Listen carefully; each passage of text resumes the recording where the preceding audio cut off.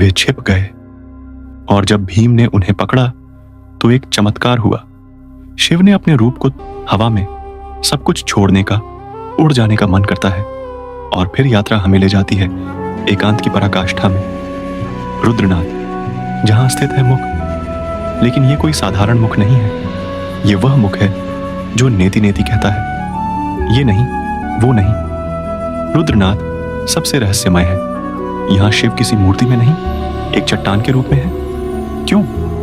क्योंकि जब आप ईश्वर के सच्चे स्वरूप का सामना करते हैं तो सभी रूप, सभी आकार धुंधले पड़ जाते हैं। वहां केवल एक भाव रह जाता है, एक ऊर्जा। ये मुख हमें सीधे निराकार ब्रह्म की ओर ले जाता है।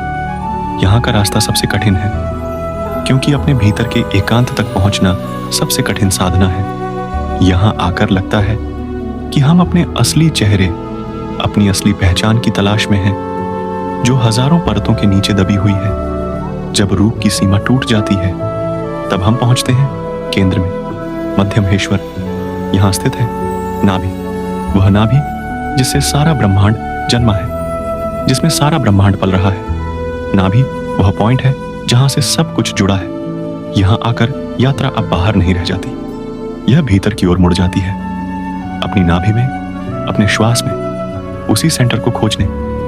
यहां बैठकर ध्यान लगाओ और महसूस करो वह अखंड सूत्र जो तुम्हें इस पहाड़ से, इस आकाश से और इस सृष्टि के हर जीव से जोड़ता है। यहां शिव सृजन के केंद्र में विराजमान है मध्य महेश्वर। वो नाभि है तुम्हारा केंद्र, वह बिंदु जहां से तुम्हारी ऊर्जा, तुम्हारी रचनाशीलता फूटती है, जहां ब्रह्मांड की हर धड़कन तुम्हारी अपनी धड़कन बन जाती है।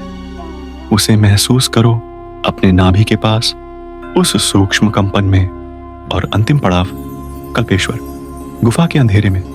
यहां है जटाएं, वह जटाएं जिनमें गंगा बंधी है, जिनमें सारे संस्कार, सारे कर्म, सारे समय बंधे हैं। यह गुफा हमारे मन की गुफा है, जहां हमारे विचार, हमारे संस्कार, हमारे सपने उलझे हुए हैं। कल्पेश्वर वह जगह है जहां हम इन सब के बीच बैठकर भी शांति पा सकते हैं। यहां शिव हमें दिखाते हैं कि मोक्ष इस उलझन से भागने में नहीं, बल्कि इसके बीच में बैठकर इसके ऊपर उठने में है। और कल्पेश्वर वो जटाएं हैं तुम्हारे मन के सारे विचार, सारे संस्कार, सारे सपने, और उनके बीच में वह दीपक जल रहा है, तुम्हारी चेतना का अमर प्रकाश। उसे महसूस करो अपने सिर के ऊपर, उस शून्यता में जो सभी का स्रोत है। अब आंखें बंद करो, सांसें लो और महसूस करो ये पांचों केदार, ये पांचों तत्व, ये पांचों देवता सब तुम्हारे भीतर ही हैं। वहां कोई यात्रा करने जाना नहीं है, वहां बस होना है। तुम ही केदार हो, तुम ही शिव हो। एयूम सब में शिव हो, सबका कल्याण हो। शांति, शांति, शांति। यह वीडियो सिर्फ देखने के लिए नहीं, महसूस करने के लिए है। अपने अनुभव नीचे साझा करें। अगर आपको यह अंतर यात्रा पसंद आई तो इस चैनल को सब्सक्राइब करें। धन्यवाद।